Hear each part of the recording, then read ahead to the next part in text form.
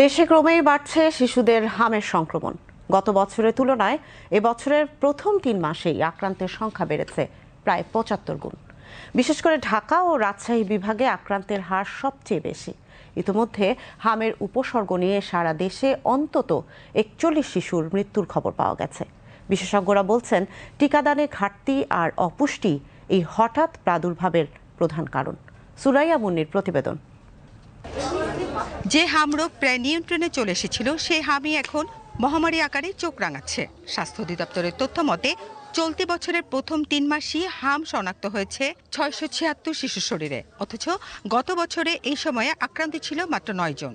জ্বর, কাশি সহ বিভিন্ন জটিলতা নিয়ে হাসপাতালে ভর্তি হচ্ছেন শিশুরা। সন্তানের কষ্টের কথা জানালেন বাবা মা সহ স্বজনরা।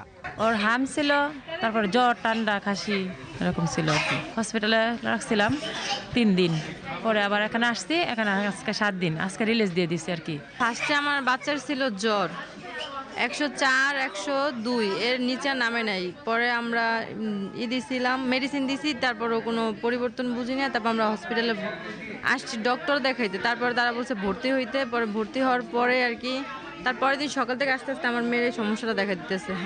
মোটামুটি ভালোই সার্ভিস আমরা করছি, ডক্টর ভালোই কেয়ারফুল দিচ্ছে। এখন বাবুর আগের তুলনায় অনেকটাই বেটার ফিল মনে করছি। এদিকে সংক্রমণের শীর্ষে ঢাকা বিভাগ, যেখানে মোট রোগীর ৩৬% বেশি হামে আক্রান্ত।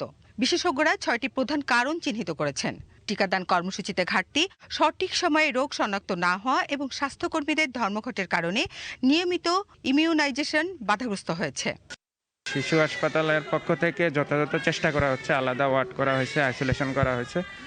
আমরাও পর্যাপ্ত পার্সোনাল প্রোটেক্টিভ ইকুইপমেন্ট পরা ট্রাই করতেছি এবং বাচ্চাদের যাতে পরিপূর্ণ সেবা পায় এজন্য যথেষ্ট চেষ্টা করা হচ্ছে এবং পর্যাপ্ত ফলো আপের ব্যবস্থা করা হয়েছে। জাতীয় টিকাদান পরামর্শক দল বা নাইগেট হামের টিকার বয়স কমিয়ে 6 মাসে নামানোর সুপারিশ করেছে।